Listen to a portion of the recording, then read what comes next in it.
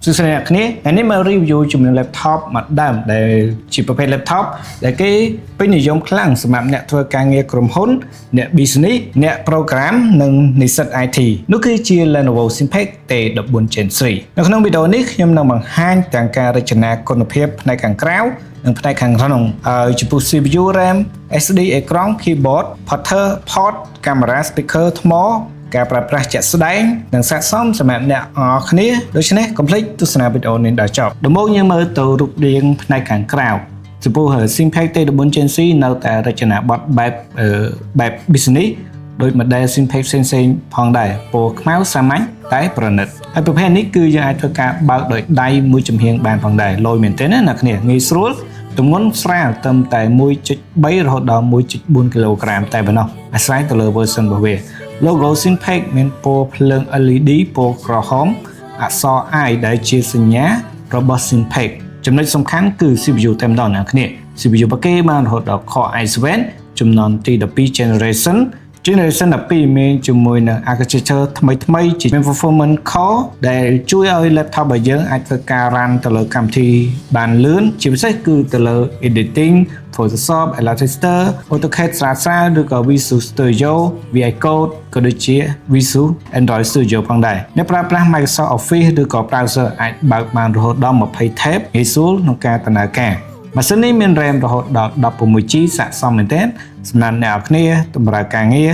ហើយសម្រាប់អ្នកគ្នាបើក tab រហូតដល់20 tab អីគឺមិនភ័យមិនបារម្ភទេអ្នកគ្នាជាមួយនឹងប្រភេទនេះហើយរួមជាមួយនឹង Office Zoom Telegram Photoshop បានដោយលឿនផងដែរចំពោះ storage របស់គេបានរហូតដល់ 512GB ជាប្រភេទលឿនណាអ្នកគ្នា NVMe បាទជាមួយនឹង boot Windows ប្រហែល10វិនាទីទេក្នុងការបើកជាមួយ Windows copy file Excel បានលឿន install program រហ័សហើយសម្រាប់ laptop នេះក៏យើងអាចធ្វើការ upgrade បានផងដែរមិនថា RAM ឬក៏ storage អីទេគឺយើងអាច upgrade បានផងដែរចំណែកឯ screen នៃ laptop នេះវិញបានបំពាក់មកជាមួយនឹងទំហំរហូតដល់ 14 inch ហើយចំពោះម៉ាស៊ីននេះបំពាក់មកជាមួយនឹង screen រហូតដល់Full HD Plus ដែលជាប្រភេទកញ្ចក់មួយ IPS អង់ទីក្លៀរហូតដល់400 nit ផងដែរ screen បែបនេះគឺយើងអាចធ្វើការមើល YouTube មើល Netflix បានយ៉ាងស្អាតហើយជាពិសេសគឺធ្វើទៅលើការងារ Excelបាទ coding ងាយស្រួលមើលមែនទេដោយសារកញ្ចក់របស់វាដែលជាប្រភេទកញ្ចក់ IPS អង់ទីក្លៀរការពារភ្នែករបស់គ្នានិងការបង្ហាញពន្លឺរហូតដល់400 nit ផងដែរចំណែកមួយទៀតអ្នកគ្នាទៅលើ keyboard និង port វិញគឺបំពាក់ជាមួយនឹង keyboard ThinkPad ដែលជាប្រភេទ keyboard មួយដែលល្បីមែនទែនណាអ្នកគ្នាដែលមានអារម្មណ៍ថាវាទៅទន់ស្រួលនឹងដៃមែនទែនអ្នកវាយឯកសារជាច្រើននឹងចូលចិត្តនៃម៉ាស៊ីនមួយនេះតែម្ដងមានជាមួយនឹង key ភ្លើងបើសិនមកគ្នាមានជំរើសច្រើនមានជាមួយនឹង touch point ដែលមានពណ៌ក្រហមនៅផ្នែកកណ្ដាលក៏អាចធ្វើការប្រើជាប្រភេទ mouse អូសបានផងដែរដែលយើងអាចធ្វើការអាចប្រើជាប្រភេទ mouse បានដោយមិនចាំបាច់យើងប្រើទៅលើ touch pad ទេបាទហើយចំពោះ port វិញអ្នកគ្នាមានច្រើនមានជាមួយនឹង USB Type C A USB Type C C បាទជាមួយនឹង HDMI ចំណែក speaker របស់គេដែលជាប្រភេទ Dolby Audio ផងដែរឬបរុះល្អមែនទេណាអ្នកគ្នាចំពោះ webcam របស់គេវិញអ្នកគ្នាល្អមែនទេសម្រាប់គ្នាប្រើ Zoom Google Meet Microsoft Account Microsoft Teams បាទឯផ្សេងគឺយើងអាចធ្វើការប្រជុំបានងាយស្រួលហើយជាពិសេសគឺមានជាមួយនឹងប្រភេទ private ដែលអ្នកគ្នាអាចធ្វើការកលឹះរបស់គេនៅផ្នែកខាងលើហ្នឹងយើងអាចធ្វើការ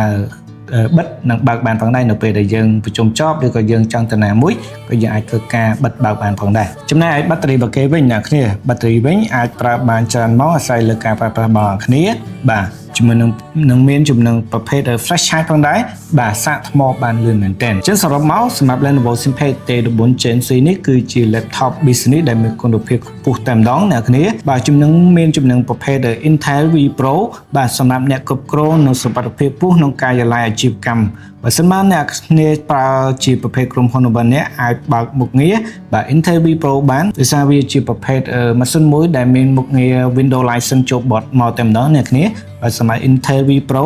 បើយើងកំពុងស្វែងរកចំនួន laptop សម្រាប់ Office Business Program Design កម្រិតមធ្យមអីបាទ Online Marketing អីការងារប្រចាំថ្ងៃ T14 Gen 3នេះគឺថាជាជំរើសដ៏ល្អមែនទែនសម្រាប់អ្នកគ្នាជ្រើសរើសអរគុណអ្នកគ្នាបើសិនអ្នកគ្នាចង់បានជំនួស T14 Gen 3នេះកុំភ្លេចជាមួយនឹងហាង Costco គឺថាមានអីវ៉ាន់ច្រើនមែនទែនសម្រាប់អ្នកគ្នាជ្រើសរើសតាមតម្រូវការតែម្ដងហើយចំពោះតម្លៃវិញបាទធានាថាល្អមែនទែនជាង Amazon ទៅអ្នកគ្នាតម្លៃធូរអ្នកគ្នាអាច inbox chat សួរបានអរគុណអ្នកគ្នាចឹងកុំភ្លេចជួយចុច like និង share វីដេអូនេះមួយដើម្បីទទួលបានការ review laptop ថ្មីៗមកពីអាមេរិកផងដែរអូខេអរគុណអ្នកគ្នាជួបគ្នានៅវីដេអូក្រោយ